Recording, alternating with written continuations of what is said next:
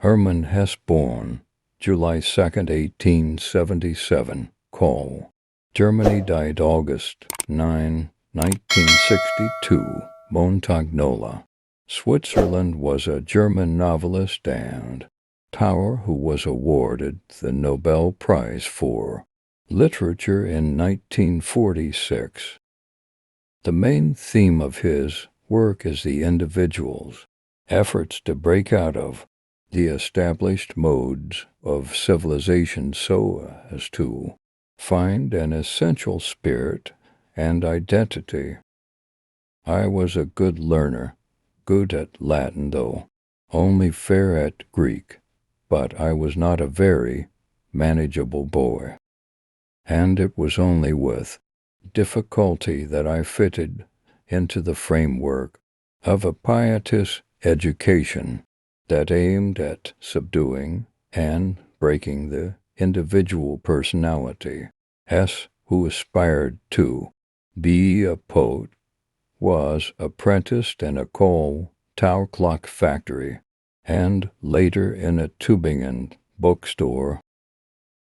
He would express his disgust with conventional schooling in the novel and term read 1906, beneath the wheel in which an overly diligent student is driven to self-destruction. Hesse published his first book, a collection of poems, in 1899. He remained in the book-selling business until 1904, when he became a freelance writer and brought out his first novel, Peter Kamenzind, about a failed and dissipated writer. The novel was a success, and Hesse returned to the theme of an artist's inward and outward search in Gertrude 1910 and Roshold 1914.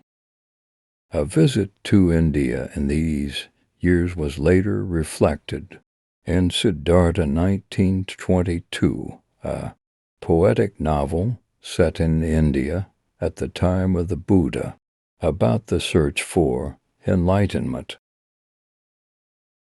During World War I, Hesse lived in neutral Switzerland, wrote denunciations of militarism and nationalism, and edited a journal for German war prisoners and internees. He became a permanent resident of Switzerland in 1919 and a citizen in 1923, settling in Montagnola. A deepening sense of personal crisis led Hesse to psychoanalysis with J.P. Lang, a disciple of Carl Jung. The influence of analysis appears in Demian 1919, an examination of the achievement of self-awareness by a troubled adolescent. This novel had a pervasive effect on a troubled Germany and made its author famous. Hesse's later work shows his interest in Jungian concepts of introversion and extroversion, the collective, unconscious idealism, and symbols. Hesse also came to be preoccupied with what he saw as the duality of human nature.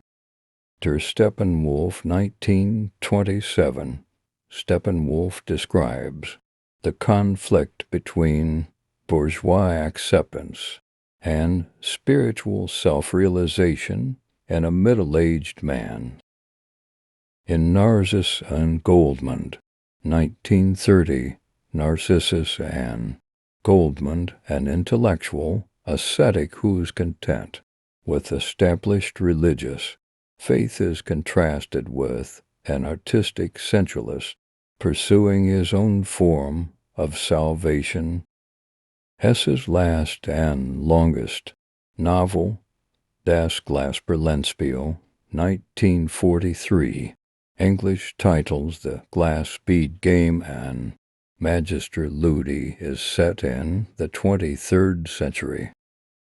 In it, Hesse again explores the dualism of the contemplative and the active life, this time through the figure of a supremely gifted intellectual. He subsequently published letters, essays, and stories.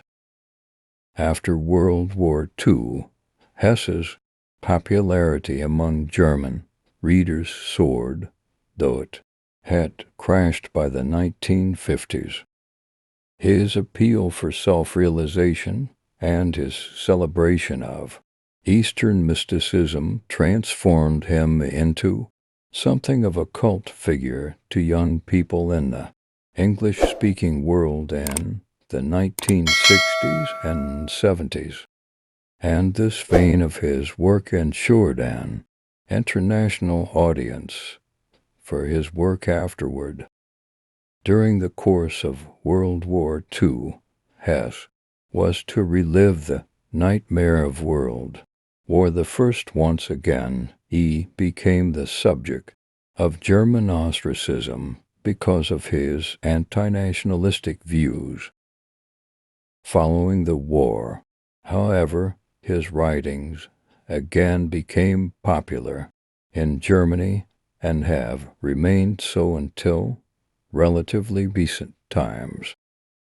After receiving many literary honors, Hermann Hesse died in seclusion of a cerebral hemorrhage in Montagnola on August 9, 1962.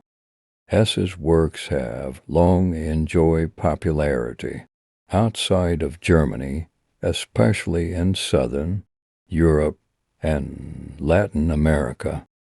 Indeed, of 20th century German writers, only Thomas Mann and Franz Kafka have been written about more than Hesse.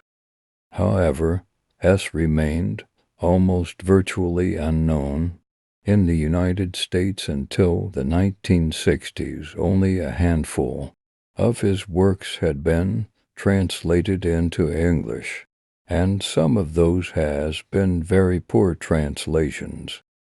Very few critical articles or references appeared in literary publications prior to the Nobel Prize of 1946. For a short time afterwards, his name was mentioned more frequently, and some worthwhile critical material appeared. Largely, though, Hesse was known only to a handful of individuals on college campuses. Hesse himself doubted greatly that he would ever receive popular recognition in the English-speaking world, particularly the United States. However, Hesse has been worshipped by many college students who have made him a cult hero.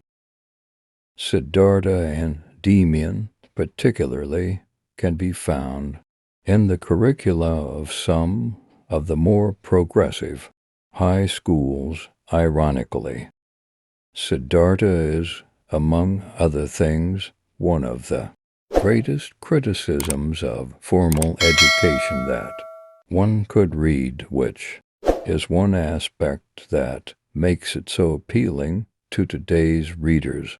Comments for Part 2 video. Thanks for watching.